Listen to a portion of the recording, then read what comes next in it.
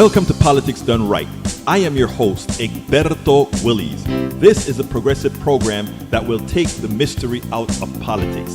This is the program that will encourage you to make sure government becomes we the people.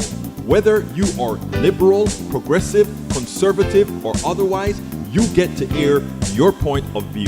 We are an independent media outlet that, unlike mainstream media beholden to corporations, we only owe allegiance to you. Remember, you can also send me a tweet at EGBERTOWILLIES. That is at Egberto Willies. Let us engage.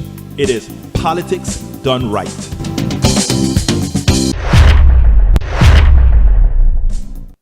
Well, folks, welcome to one more edition of Politics Done Right. I'm Egberto Willies, your host. Thank you so kindly for being a part of the show. We are going to have a great show for you today, as usual. Remember, the book is out. It's worth it. It's worth it. It's worth it. How to talk to your right-wing relatives and neighbors. Go get it, folks. It's out at Amazon. Just search for it. It's worth it. I'll put a link in the what do you call it? I'll put a link with the messages. But folks, it is time to go ahead and get that work pretty hard on it. It's worth it. Here's the link in the feed. There's the link in the feed. There is a link in the feed. Anyhow, folks, we're going to have a great show for you today. So let's go ahead and get started. It seems like Brother Biden, Senor, hello, Brige, welcome aboard. Welcome aboard, Brige. How are you doing today? It seems like Brother Biden has selected a vice presidential candidate. Who is it? Who will it be? They said it was the black folks were saying we got to get a black woman there. Others were saying it didn't really matter. Well, we'll see what happens. We'll see what happens. But it seems like the choice was made. Folks, Rose Williams, how you doing? El número uno copy editor of egbertowillies.com. Thank you so kindly. Anybody else showing up? Let me go ahead and, of course, anyone. I agree with you, Brish. Anyone. Bruce Pollard, how are you doing, my friend? Welcome aboard to Bruce. As more come along, let me go ahead. I was reading a whole lot this morning, right? All these different... Norman Reynolds, survivors. We are survivors. We are absolutely survivors. All right, folks, I was reading today, right? And today's show is about a lot of the stuff I started to read because I didn't have a guest to interview today. And I said, what am I going to do the show about today? I've been reading some articles and, I love Chris Hedges. When we honored Chris Hedges as part of the Houston League, the one thing I remembered about Chris Hedges is that he's always a downer, and he didn't disappoint. Houston Peace and Justice group, we gave him an award, and he was the regular Chris Hedges, and I read an article this morning from Chris Hedges. And there he was again. Waikisha Howe, welcome aboard. So I read this article by Chris Hedges, and I'm like, everything you're saying is right, but you know what? It is right in the form that this is what people know if we keep the current trajectory, this is what it's going to be. Then I also read my buddy, Tom Hartman. And by the way, Tom Hartman is going to be on the show next week. Tom Hartman is on the show next week. He has a new book out. His new book is called... what is it? The Hidden History of Monopolies. It's a great book. I've been scanning through it. I'm not going to be able to read it in detail, but it's not a long book. Of actual material, it's about 140-something pages. But anyhow, so you may want to, I think the book drops on the 17th. The Hidden History of Monopolies. Anyhow, so here's the deal. He wrote an article about will people show up? And then... I wrote the other article that I'm going to be talking about is our healthcare system. And what I want to do is, these seem like disparate articles that I said there is a common thread of positivity between all of these. So I want all of you guys that are here right now to please stay with me. But not only stay with me, please share the program now. Please, if you're watching right this minute, please go ahead and share it on your feed, share it on your wall, share it on your Twitter, share it on your Tumblr, share it on whatever website you go to, share it on your wall, because that's the only way we can get the traction for people to hear this sort of information. And as far as it's worth it, my new book, I have a lot of articles in there that I'm going to tell you. Some of them, there were 4 or 5 articles that I wrote a while back, and I went back and reread the articles, and it was like, this has to be out there, because I'm telling you, there's a lot of material. I mean, my wife was my copy editor. You know, she went ahead and made sure that I didn't have too many typos. You know, I mean, I have a tendency to do that. And, she was a copy editor on this one. So she found all those errors and got that fixed up before we got it released to publish. But it's now published online and ready to go. So please go ahead. First of all, share. If you're just joining in, please share. But here's how I want to start. The title of the show today is Outta Kilter Healthcare. Will enough show up to stop Trump? Or is America's Death March real? And of course, that last one is from Chris Hedges. 3 articles gave me concern and resolve at the same time. While the Trump debacle unabated could continue America's death march, its existential nature can force us to action. And that's what I'm counting on. And there are 2 women. One you guys saw yesterday on the show yesterday, and one that I saw today. And they answer El Señor Tom Hartman's question about will they show up. So, media challenged Trump, too little too late. Article, within healthcare USA, risk and reward have never been more out of kilter. America's Death March. Will enough Americans show up to stop Trump from using the dictator's playbook? I am wagering that with all the voter suppression that's going to be attempted, I am telling you, the polls, I don't like to talk on scientifically or whatever, but I'm telling you, I think everybody wonders if the poll is wrong. So many wonder if the polls are wrong in that maybe Trump has that hidden vote. I think he has that hidden vote. The vote of people that don't agree with what's going on, but because of their environment, they cannot come out as anti-Trump. They cannot come out as we made a mistake. But I think people's personal economies and the realization of the debacle that this guy is, when they go into the solemnity of that voting booth, I cannot fathom that the vast majority of Americans are not going to go ahead and say, you know what? This man is a danger. I don't like all those other people, but this guy is now a danger to me. And when it starts saying this guy is a danger to me, I'm not talking about a financial danger only, because we know people vote against their own interests a lot. We know that. But when you start to see that the policy you put in starting to kill your mama, your daddy, your granny, your daughter, I'm going to show you a piece from some Christians in Orange County that when I watched it, all I said is, give them some time. Give them some time, because they haven't seen the pain. They haven't seen the hospitals. There's a video that I was supposed to put out a few weeks ago with a friend of mine. She's a nurse, and she goes out and she did this video, and she says, I don't want to die. Things are really bad here. I don't want to die. Folks, please do what's necessary. I don't want to die. That was a nurse. But anyhow, let's go ahead and get busy. The first thing I want to do is I want to play Chuck Todd, because what I started is like the media is starting to fight back. My question is it too late for the mainstream media? It's never too late for independent media. Is it too late for mainstream media? Here we go. Chuck Todd and George Stephanopoulos kind of gave it to Donald Trump's spokespeople. I guess better late than never. Check this out.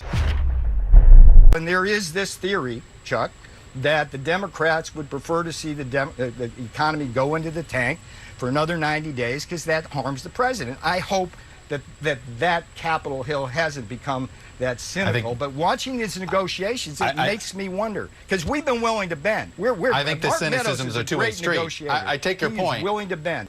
Well, I think he has a reputation of killing more deals than he does of solving them. That's not fair. Let me move to because the Democrats rejected various compromises at least twice, to my knowledge. President felt he had to take action, and it will be timely action, and it will be temporary action, to be sure, probably mostly out to the end of this year. But let's help those who still need help. But Larry, in fact, the president doesn't extend great progress, but we had to take action. In fact, the president doesn't extend the federal eviction moratorium. I looked at the executive order. It doesn't do that. It simply directs HUD to find a way to help people and identify federal funds. It doesn't include extending the eviction moratorium. Well, look, that's not entirely true.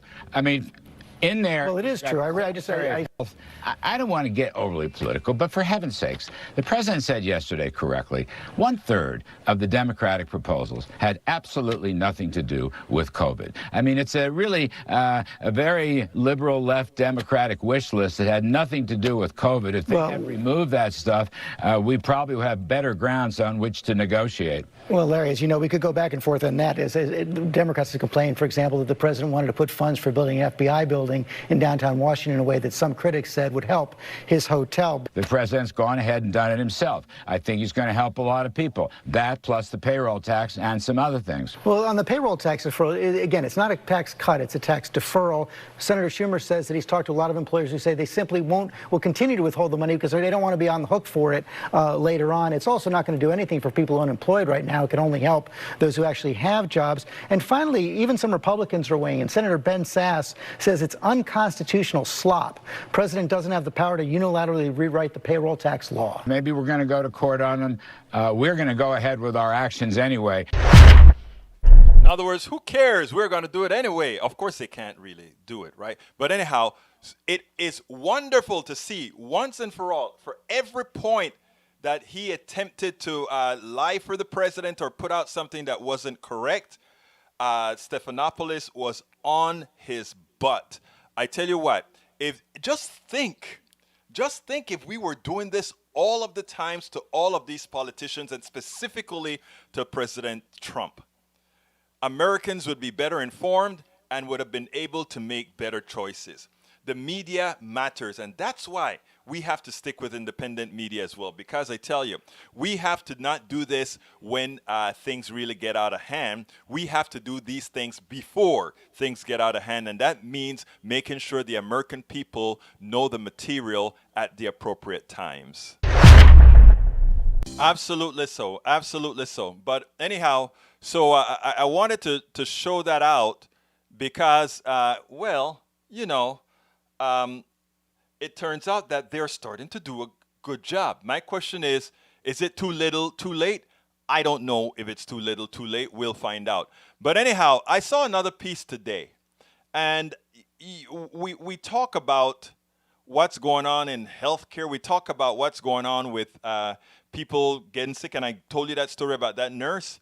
I want you to see this piece here, because this piece here borders on the depressing, but all I can say is it's coming to them shortly, because I don't think they're going to be getting any support from above to solve this. Authorities are saying don't do it. Should you not be abiding by what they're saying? Yeah, I think ultimately, and I guess it's kind of like where you stand politically, but for us, we believe that, like, as an American citizen, the authority is the people.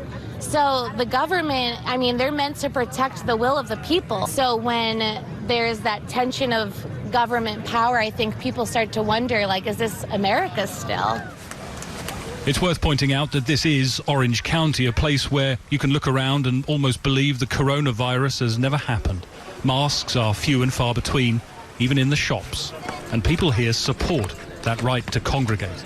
My opinion has always been we're in the open air, and being at the beach, I mean, you've always got a breeze going, and to me, I think that that's the best way to be outside. They want us all to be outside, and I think God is everywhere. Back at the revival, they head for the water. Baptisms in the Pacific Ocean are why many people come, and few believe there's a risk in any of this. I have no fear. There's no. I think the news is lying. I'll just say it like that. About the virus? Not about the virus, about the numbers and the stats. And everyone I know a lot of people that have gotten COVID, but they're all fine. They're all better. And I know a ton of people that are walking around here that have never been, have not got sick at all. If you go out, you're not feeling well, that's irresponsible. But make it a responsible choice. You think people are doing that here tonight? I would hope so. You can't control it one way or the other. You really can't. God gave me the word for COVID. Instead of COVID-19, it's Christ overcoming victory in disease, Psalm 19. You know what? That's what I believe. COVID, yes, if you have a comorbidity, if you have issues, then stay home. We're protesting for Jesus. I'm Egberto Williams. Let me tell you something, because at first I was very upset at these people, right? And then I started to think, and I want you guys to go with me, because it also goes into even this book that I just wrote. A lot of my friends get mad, right? Why are you giving these people a second chance? They just don't get it. They're just, they won't ever get it. And then you have to go back to what was their source of information and how did they get there, right? So those of us on the left, or those of us that are, those of us on the left today are getting good science-based information. We are. And as such, we are making the right choices, most of us. Now, I want to remind a lot of you that there are some portions of the left that are just nuts. A lot of the anti-vaxxers are on the left-hand side of the equation, and there is some interest. Oh, wow. It was made, folks. Senator Kamala Harris is Senor Biden's vice presidential candidate, just as many of us thought. I didn't think he was going to pick Senator Harris. I have to admit that this morning I told my wife that I don't think it was likely to be a black person or a black woman being chosen. I didn't think he was going to do it. I have a hunch that the pressure mounted. But anyhow. So yes, it's Kamala Harris. So Bridge MCP, seems like you're happy. You says you love her. Great, excellent. So you got your wish, Bridge. Okay, let's continue with what I was saying before. Here's the issue. These people are informed by those they respect as well. And who are the folks they respect? The evangelical charlatans, the right-wing hacks, and all of those. So I don't call my right-wing brothers and sisters by names. In other words, I don't disparage them or anything, because I wonder if my reaction would be, if I had the Heritage Foundation that was responsible for creating plausible stories against reality, if I could fall for it. And I would wager that that can happen. So therefore, we have to hold our ire for their leaders. We need to attack their leaders with everything possible. I'm not talking violence here. I'm talking about we have to disparage them. We have to take away we have to get rid of their respectability. We have to do everything with their leaders. Not them, not the people, not those who've been fooled, not those who've been hoodwinked. It's hard to do that. No, Kamala is half Indian, and also her father is Jamaican. So it would be, if there's a slavery route, it would be through her father in Jamaica through the British Empire. So, and that ended way before the American slavery. American slavery lasted way beyond its time. Well, anyhow. So what we have to do is we have to go after those evil leaders completely. We have to discredit them, disparage them, get them in the point out everything that they do that has really hurt their people. And in doing so, change the credibility of those folks to the reality of now. And when we are able to do, and that way, that serves us two purposes, right? It means that we can chop the rat off from where it begins, the head, and then we can save the body. We can save the body. We can save those folks easily then. And that is what we've got to do. So what I try to mention quite a bit in my book as well is let's always be humble. Let's always be. I use 5 words that I said that we work with. 5 words that we work with, because that is how we prevent what Chris Hedges is talking about from being realized. Chris Hedges thinks it's all over. He thinks that those people on the right are so confoundedly out of their minds that it is all over. And I can tell you from experience, in talking to folks one-on-one, where we can see eye to eye, where we can go ahead and ask questions of them, it turns out that they answer their own questions and many times realize that they've been hoodwinked when they're not surrounded by that facade of what I call a facade of immorality and a facade of junk science, a facade of all those bad things. We can do that.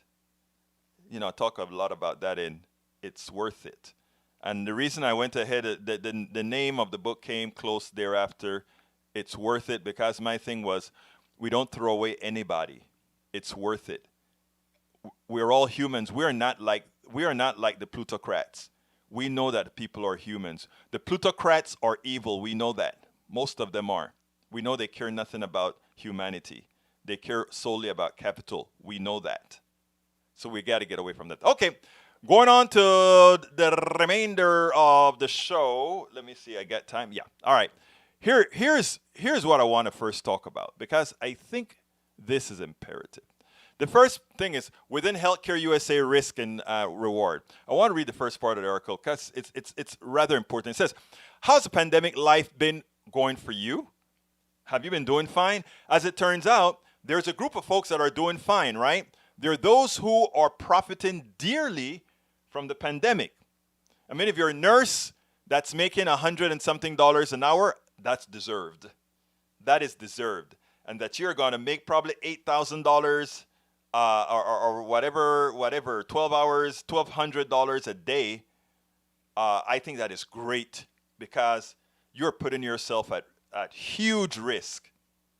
Now, what those Christians, those evangelicals that were out there, they don't see what's going on in the hospital. They don't see that their behavior is clogging the hospital and going to make things worse for them. But anyhow, if you happen to provide healthcare services to actual COVID-19 patients as a nurse or a doctor, an orderly or a physician assistant, this has been the year from hell. Amid the worst worldwide pandemic in over a century, you've been working long, intense, chaotic hours. You watch patients die at rates unimaginable. Just 6 months ago, you watched colleagues die. You've worried that you may be bringing death home to your families. Think about that. Think about that. Now, if on the other hand, you swivel your day away in a corporate healthcare executive suite. Oh, wait. I missed one, because this is important. If you work in healthcare but don't interact with pandemic patients, the months since March haven't exactly been easy street either. In April alone, 1.4 million healthcare workers lost their jobs as virus-free Americans delayed and canceled appointments and elective surgery. I was talking to some friends about that. Who's going to see a dentist? Who's going to see a doctor for a little cut on their hands anymore? Who's going into anywhere that has to do with a doctor unless they think they have COVID-19 or somehow they just can't hold up anymore and have to go to see a doctor or whatever? Most people are hiding from the doctors right now because they know that's the presence of, that's where they're scared to go. But on the other hand, if you swivel your day away in a corporate healthcare executive suite, these difficult and horrific months of COVID-19 have been among the most rewarding financially you've ever seen. The vast majority of healthcare companies, Access reports, are reporting, guess what? They're reporting profits that many people assumed would not have been possible as the pandemic raged on. Think about that. It is like the stock market, right? The stock market is going through the roof. People are dying. Small mom and pop stores are falling. But the stock market is going up. I'm going to tell you about the stock market going up in a little bit. Let me finish this. But remind me, if I don't say it, it's an important thing I want to tell you. Now, health insurers are leading the way, enjoying, as New York Times analysis put it, double what they were a year ago. So here, economy cratering, people are getting sick, and the healthcare companies are reporting record profits, even as people are not going for elective surgery. Okay, why? Why? What explains this huge insurance industry profit spike? The simple story. The simple story. Insurers like United Health, Aetna, and Anthem are continuing to collect their regular premiums from the Americans they insure, but they are paying out for less as the pandemic rages on for claims on normal maladies because people are not going to see the doctor. So the doctors are not necessarily billing them. One reason many of the giant health insurance don't just sell insurance, though. So you want to know, wait a minute. What else is making these profits go up? They also control networks of doctors and own health services firms like pharmacy benefit managers, etc. The auxiliary companies charge and overcharge their parent health insurer for the healthcare services they provide. These relationships, in effect, let health insurance launder. Notice the article says it perfectly. Launder your money. What does that really, really, really mean? Let me tell you what that means. The insurance company got smart. When Obamacare passed, it limited them to 18%. They had to pay out, when they collect money from you, they could only keep 18% for expenses and bonuses and all of that. So you pay $1, the insurance company only pays out 82 cents. This is the evil of insurance, health insurance, because that shouldn't be. Medicare for All pays out everything minus administrative costs. Hear me again. Medicare for All. You choose your doctor, you choose your medicine, you choose your hospital. They pay out of all premiums collected. Medicare for All pays out 97% or so because their overhead, the overhead to control Medicare is only like 2% or 3%. Some people say 1%. I think it's closer to 1%. But that's all they pay out. They don't have to give a whole lot of rich fat cats money. They don't have to give the shareholders money. What are they doing? They're doing absolutely nothing. What they do is they claim we manage risk. What does manage risk mean? Manage risk mean we only take healthy people because we want to keep more of your money to give to the shareholder. That's what it means. So these guys have figured out how to bomb out Obamacare. Okay, so you tell me I can only keep 18% of what I pay out. So what do these insurance companies do? They buy the doctors, they buy the companies that put out the drugs, and they buy the x-ray machines and all those things, right? So now, what do? An x-ray that would normally cost $10 now costs $50. That $50 is billed to the insurance company, and that insurance company then pays that bill to themselves. And when they pay that bill to themselves, that's a huge profit that they don't have a restrictions on. The insurance company has a restriction in that it has to pay out all this money, but the company that's charging the insurance company has no restriction in what the price is of the product. So they own both sides of the equation, and they just make one side of the equation collect all the money. That's not a Republican thing. That's not a Democratic thing. That's thievery. That's theft. That's fraud. Legal, though, but it's fraud. And it's costing just as much as a Republican or a Democrat. It hurts them both. It takes away their well-being. It takes away their personal economy. So my question to you is this. If you're talking to right-wingers, you don't have to go ahead and tell them they need to be progressive, they need to be... You don't have to do any of that. You just have to ask the question, how would you set up a system to mitigate this? How would you do it? And you guess what is always the answer? The answer that always comes out is an answer that looks like Medicare for all. So when I spoke to that woman, and I put that story in the book as well, when I spoke to that woman and she was not liking the insurance she had and all those things, when I started asking her questions, what she was describing was Obamacare minus the other stuff, which is Medicare for all.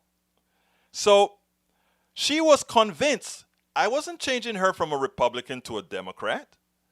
I wasn't changing her from being a Christian to a humanist. I was just telling her the system was screwing her, and it was the system that she most supports, and it was a system that she voted for that is screwing her. And when she got that in her head, it was like a light took off. And in my mind, I said, well, I sure convinced you the problem, or rather, I sure left the space for you to convince yourself. It's going to be interesting how you convince your husband. That's going to be the interesting portion. How are you going to convince your husband? Because she was sold. She was like, I cannot believe this is what's happening. And that's why, if you're just joining us, please share. That is why people have to understand this stuff. Because nobody tells them, right? They don't explain all of this perfectly on the TV, or they may do one 60-minute show on this and then it's all over. We are going to repeat a lot of this over and over and over again in different shows because we have people coming and going, etc., etc., etc. But it's important. It is important for us to understand these things, because if we don't, that is how the plutocracy robs us blind. And for all of those who are always talking about, I want my freedom. I want my freedom to have my own insurance company. I want to choose my insurance company. That is like me as a black man saying I want to choose which is a master I want to whip me. Which master do I want? Do I want the master in that big white house, or that big white house? That big white plantation house, that big white plant. Which one do I want to whip me? Which one do I want to treat me like a subhuman? They're all treating me like subhumans. I have the choice to decide which one is going to treat me like a subhuman being. That's not a choice. That's not freedom. That is antiseptic slavery. That's all it is. And we are all, irrespective of race, irrespective of, and that's why I talk about loving everybody. So I was talking to my wife last night. I said, whenever we unite Appalachia, the ghettos, and the barrios, we would have won. So you keep saying that. I'm like, and I'm going to keep saying it. Because they are counting. They are counting on us to be fighting each other instead of fighting whom we really must fight. That is what they want. That is what they want. So remember, if you're just joining us, please share. It's a very, very, very, very important that we share these programs, because a lot of people don't quite realize these particular issues. They just think, oh, I want, and by the way, the Heritage Foundation, when they're making those ads, right? They know all the points to touch. They know which points they want to touch, because they know that certain kinds of people respond to certain things. They will touch a point that says, that make you believe that, reparations to black people is taking away your birthright. So you go crazy. If we put them into power, they want reparations, and now they're going to take what's mine. Huh? They ain't give you anything. You haven't gotten a darn thing. You and us are in the same boat. The only difference is that your boat has a better flotation device than the others. Okay? But the plutocracy, the oligarchy, the rich people that control everything, we have to remember, they care nothing about any of us. Any of us. We are sources of production. That's why they want people to go back to work, sick or not. Because your only value to this economy is the work that you do to enrich a few. Nothing more, nothing less. If you think you're worth anything else, you're fooling yourself. That is why they said, they put when they talk about managing risk when it comes to healthcare. Managing risk when it comes to healthcare mean how many are we calling it acceptable to die?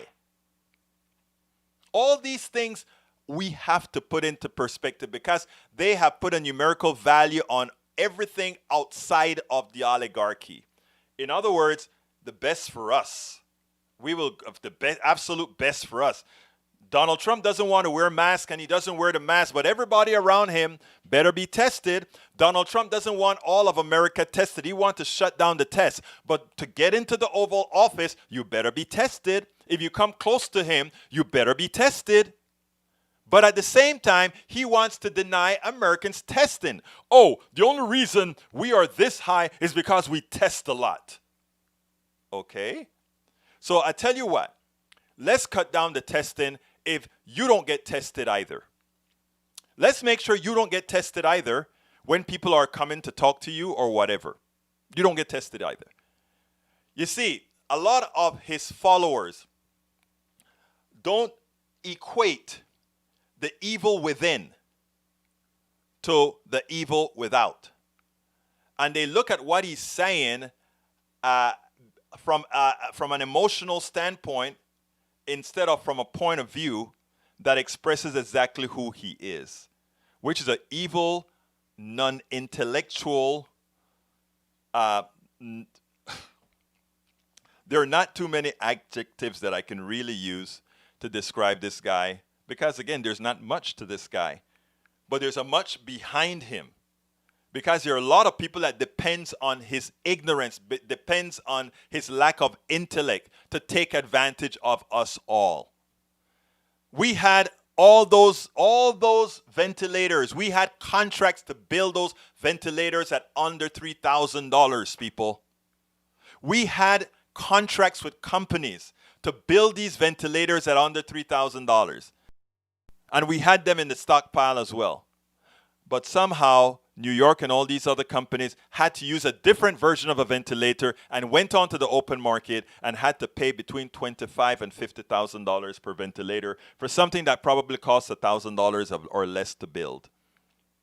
This is what we're talking about. We had Kodak that just got a contract for about $0.7 billion and close to $0.8 billion. Oh, to make medicine. A camera company making medicine after getting a contract, whose CEO and other executives got stock options right before the deal was announced and the stock popped. This is the kind of stuff we're talking about that's occurring right now. This is the kind of stuff that's occurring right now that we have to see. All right, the next story, another important story, and this one now was from my always very, very negative El Señor Chris Hedges. I love the guy. You know, I've interviewed him a couple of times.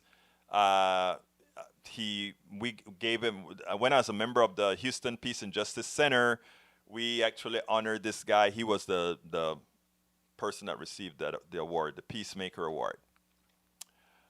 He says, the terminal decline of the United States will not be solved by elections. So already he's discounting the elections. The political rot and depravity will continue to eat away of the soul of the nation, spawning what anthropologists call crisis cults. Movements led by demagogues that prey on the unbelievable. I'm not going to read his stuff. I'm going to just kind of tell you why I wanted to read his story. Because his story has plausibility if we don't do our job. What he's saying is the following. Whether Trump wins or loses, we're in trouble. That's pretty much what he says. If Trump wins, our movement to fascism continues at a hyper level. And they'll continue to destroy the different institutions of government. They'll continue to pollute the justice system, the CDC. All of that will be polluted with political notions instead of with fact-based notions, etc. But that's not the only thing. He also points out, though, that if Donald Trump loses, his impression is that it's going to create a huge hit in racial animus. That's what he thinks. And that is going to also be used to have these different fights among people and riots, etc., etc., etc. And each time his contention is that things are going to get worse and worse. And then he put the rest of the animus on Biden by saying, and then of course, Biden is going to continue to maintain the military-industrial complex. Of course, he's going to continue to maintain all these features within neoliberalism, which means the capitalist market that works the way it's working right now, the way it shouldn't be working right now. He's going to do all those things. He's going to continue that, which would be not much different from Trump, but just difference in style. And then he uses Clinton and Obama and all these guys as examples as far as neoliberalism didn't change at all. Obama was the closest person to put a little dent in it by having something closer to universal health care, something closer to doing a little bit of redistribution from ill-gotten gains. That's his contention. And my contention is that he isn't all that wrong, right? Assuming he's not all that wrong if we leave Biden alone like we left Obama alone. I'm telling my progressive brothers and sisters and our newly found conservative turned progressives in their thoughts, if not in their label, that we need to go out there as soon as he's elected is put the heat under his you know what, which is what we will do. And in the process, we mitigate what Chris Hedges is talking about, which is meritorious, but it is not, in my opinion, correct. A lot of his article mimics a lot of what I've talked about, which is America is not a meritocracy. It's an oligarchy where you are invited into being successful. You're not ultimately the big success, you are invited into the club. People say, well, wait a minute, didn't you have a company and weren't you successful in your software company? Yes, I was. I was chosen.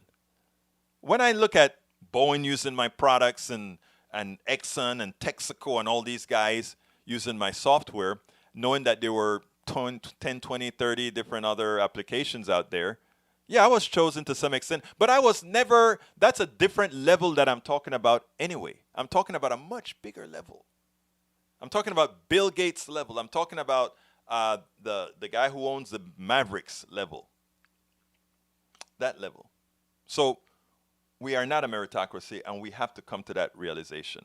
So my thing is, with respect to Chris Hedges, is number one, Chris, yes, Biden could be elected and turn out to be the same as Trump without all the baggage.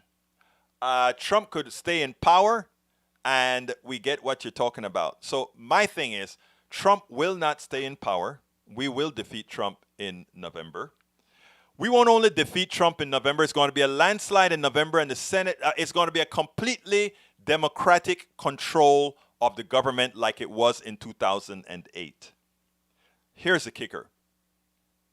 We cannot repeat, insanity is doing the same thing over and over again and expecting a different result. We cannot repeat what we did in 2008.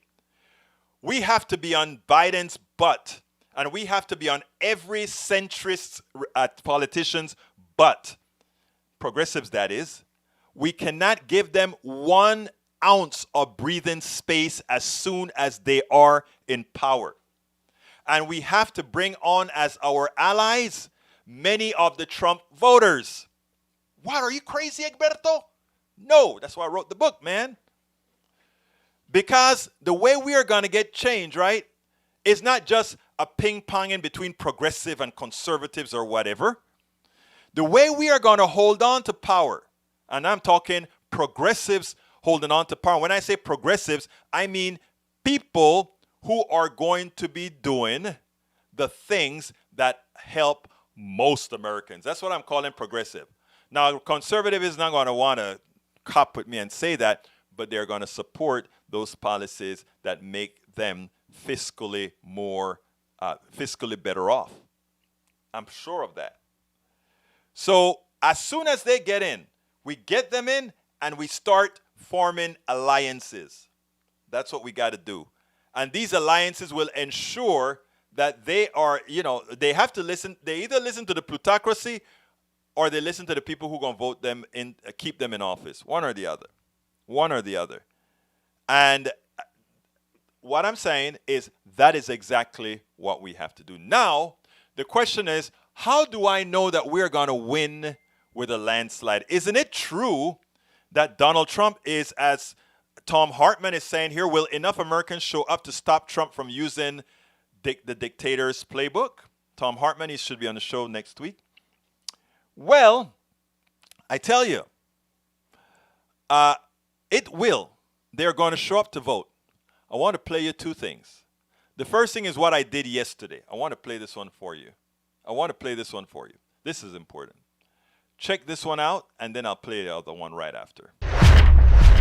Joining me now from Kent County is NBC News digital reporter Dasha Burns. So, Dasha, I know you spoke with a panel of Republican voters there, and one voter in particular honed in on President Trump's law and order message and how that's going over in the suburbs where those critical voters are. Tell us more about it. Hey, Chris, yeah, I've been following that slice of the electorate, conflicted conservative voters, for a while now. The voters I sat down with here in Kent County, I've been talking to since last November, and so much, of course, has changed in all of our lives since then, and it has impacted people's views politically. Take Katie Morse. She's a mom of two. She voted for Donald Trump in 2016, and when I first met her, she was still open to voting for him again, but since then, that door has closed, in part because of his response to the pandemic, but especially because of his response to the Black Lives Matter movement. Take a listen to how Katie views the Trump campaign's messaging, the law and order messaging targeting suburban moms like her. We aren't, suburban moms. We aren't 1950s housewives anymore. And to make us think that we're going to be, this, defund the police thing, and we're going to all of a sudden be overrun in our communities by all these bad people is ludicrous. Chris, I've watched Katie grow more and more frustrated over the last several months. Yesterday, she told me that she can't wait for November so that, quote, this nightmare can be over. She can't wait so that this nightmare can be over. That's when I say it's going to be a landslide. That's the first half of the landslide. And you know what? It's starting to what this woman's speech, her talk, what she just said there, has started to show up in the polls as they poll suburban women. Like I said yesterday, there's only one group right now that Trump still has a fairly good stronghold on, and that's white men. Nobody else. Nobody else. It is like holding on as best as I can for the short term, and that hold is shrinking every single day. One of them are out, have seen exactly what's happening. It's amazing what's happening. Even white men right now that have associated with the bravado of Donald Trump, they're starting to turn. So as far as white men, I'm not talking to men in general now, as far as white men, it is not inconceivable that by November, no matter what Trump tries, that flip based on the current economy and the current state of the coronavirus. But, so that is the first half. But the statement from this woman here and the resolve with which she says it, a random person at a voting location, this is what she had to say. And when she said this, I said, you know what? People are really feeling the urgency. People are really feeling that it is existential. Check this out. Looking ahead to November, do you have concerns that you'll have the same type of wait? It won't matter. Even if it's a longer wait, it won't matter. I will wait. I'm determined it's going to happen. So it wouldn't matter if it is or isn't, if it rains or if it doesn't rain. It doesn't bother me. I'll be here. That's what I'm talking about. But I tell you better. A friend of the family, his son came over here, and I have to put his interview together. He did an interview with me. Just came, I'm doing interviews with young people that I want to put out there. And this young man spent some time here at the house. We interviewed, etc. And I asked him, hey, with all the people that you hang around at work or all of that, your age, I know you guys usually don't vote. He looked at me and he kind of looked at me at attention. And he said, not this time. The in thing for this election is to vote. He's 23 years old. The in thing for this, I think 23 or 24, the in thing for this election is to vote. So my next question to him is, are your peers feeling like that as well? And he said, yes. He said, the thing people said, if you don't vote, I don't know. So I am saying that the polls lately, I think the polls are shell-shocked. The pollsters are trying to put all the barriers that they can because of what occurred past. But I think it is essential. I think what we're looking at right now is that we are activating people. I was looking at on Facebook, and some of my friends here in Kingwood, I haven't been on the streets or on the road or anything like that, but a lot of our precinct captains, I'm a precinct chair, I got to do more. A lot of the precinct captains and the others, they're out there in the field with masks on, and they're going to these apartment complexes, and they're going to all these places where nobody touches and talking to people. And I'm looking at Facebook and I'm like, this is what I'm talking about. This is existential, and it's going to be a blowout. All right, let me go ahead and salute all my people. I forgot to do that yesterday, so forgive me. Welcome aboard, Brige MCP. Welcome aboard, Bruce Pollard, Norman Reynolds, Rose Williams. Thank you guys for being here. Waikisha Howe, Kathleen Marin Morgan from Sichuan. I always say your thing wrong. Massachusetts, my buddy. And of course, there is Mad Hatta 235266_Jesus. Woo! That's what he put there. I didn't say that. He put that there. Lee Grant, welcome aboard. Para ver quién más está aquí, we have, if I miss you, just send me another message. Daniel Ledo, he says, rolling. He's laughing.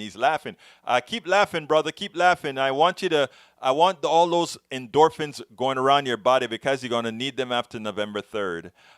Let's see. Who else is there? Para ver. I think I saluted Lee Grant already. Much more freedom. Yeah, Lee Grant, we want freedom. And I want freedom for you too, Lee. I want to give you real freedom, Lee. Okay, and I think I called everybody out. All right, let me see a few things. Daniel Ledo say, y'all are setting yourselves up for some kind of crushing disappointment as you did in 2016. Wow. I know you believe that. I know you believe that. Your man has never won the popular vote, and your man has never been over 50%. He used an electoral flaw in the Constitution to win because nobody the Hillary Clinton campaign didn't expect it. Your man won the Electoral College by 70,000 votes and lost the election by 3 million votes. No, I don't think so. He hasn't gained anybody else since he's been in office. He's lost people. My contention, though, is not a small win. It's a landslide. And a landslide is what we'll get. And let me put it bluntly. He's going to win Texas and Georgia. And you guys are going to be like, how could he possibly win Texas? How could he possibly win Georgia? Read my words. And remember this. Remember I said this on August 11th, 2020. Trump will win Texas, and Trump will win also Georgia. And you know why? Because of somebody named, I forgot her name now, the woman who ran for governor of Georgia, because of the work that she is doing. Lee Grant, Dems will be cast as a defund the police, pro-riot, pro-crime party. I don't see the landslide. No. That is inside of the Fox News realm. The 25% of people that live in the Fox News domain, that stuff about defunding the police. Look, Seattle already defunded the police, okay? Seattle and the police chief left, to which I said, good riddance. Good riddance, police chief. Good riddance. Because if we invested more money, instead of buying trucks and bombs and Molotov cocktails that they use on the people, if we went ahead and sent out people whenever there's a disturbance in a family, send somebody out without a gun, that's not a police that think they have to show their macho, We won't have all these shootings. We don't need police officers to do jobs that don't require police officers. Let them do what they're supposed to do. Keep order. That doesn't mean militarizing them against everything. Every time you call the cops, well, I don't call the cops at all because they present a clear and present danger to me. So I don't use cops. All right, real quickly, let me go ahead and say bad predictions from the sage of Kingwood. Thank you very much. I'm going to have you eat those words, though. Let's see. Daniel, I don't have a private plane to fly me around. Should the president give up Air Force One? Yes, he should. He should, not any other one. He should. Hank Hall III, thank you. Oh, watch it. Lee Grant says, replying to Lee Grant, thanks for your input. Random. Why are you telling Lee Grant that? That's funny. Hey, okay, let's see what. Insurance, big pharma. But the greedy bunch profits from its stocks. They profit from everything. Everything. Bruce Pollard says, vote in person early. Bruce, thank you for saying that. That is what I've been starting to tell people. Just put your mask on. Go to vote in person. Go to vote in person.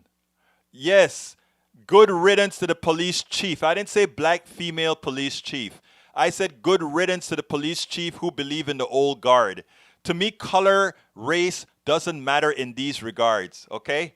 If you are enforcing the laws of a plutocracy that kills, I don't care who you are. Good riddance. That's the way it should be, brother. That is the way it should be. We should judge people by the content of their character, by what they do. That's how we judge people. I don't care who she is. And that goes for all police chiefs. If they are militarizing their police chief and harming good bodies, of course. Good riddance. Thank you. Que te vaya al infierno. Okay, here we go. Folks, those of you who been to the show, I would like you to consider being a subscriber to the show. We do a lot. Trust me, we do a lot. We try to keep people informed and we tell the truth. We tell the truth all of the times. Now, please become a patron by going to politicsdoneright.com/Patreon. Again, that is politicsdoneright.com/Patreon. Anybody who is a Patreon at the $4.99 or above level, $4.99.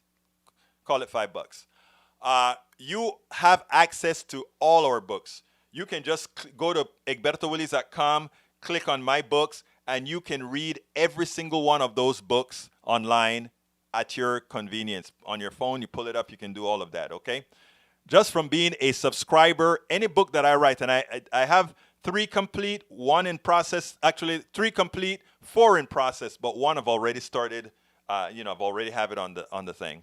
Secondly, you can also support us via PayPal by going to politicsdoneright.com/PayPal. politicsdoneright.com/PayPal. You can also visit our, you subscribe to us on Facebook by going to politicsdoneright.com/Facebook. Again, that is politicsdoneright.com/Facebook, or shop at our store, which is politicsdoneright.com/store, where you can get the beautiful politicsdoneright.com cup of all flavors. You can get the cups that have the squad on, that has all kind of different things. You have our t-shirts. You can get our book, As I See It, Class Warfare, The Only Resort to Right-Wing Doom. You can get my other book, Lose Weight and Be Fit Now. You can also get that book on the screen. It's worth it. All of that is there for you. So if you want to support the show, for us doing this very, very important work, I ask you to please subscribe to our program, shop at our store, and just help us moving along. I could not do this without you. I am very thankful for you because you are the ones that's helping to move the progressive word forward. You're a positive within the progressive movement. Even my brothers and sisters that are conservatives right here. Oh yeah, Bruce, I'm a reporter for I'm considered media for Netroots. So they've already sent me my kit, all that good stuff. So we're doing it online. I haven't downloaded the app yet, but you can still register for Netroots, netroots.org. And it starts on Thursday, and we'll be ready to fly. I'll be, getting interviews, all that good stuff that I can. If the logistic is still currently difficult. We'll see how it works out, but we'll see what happens. But it starts on Thursday. This Thursday, Netroots start.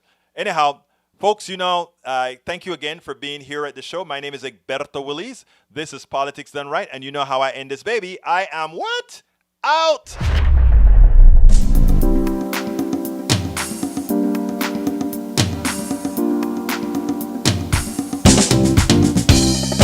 Welcome to Politics Done Right.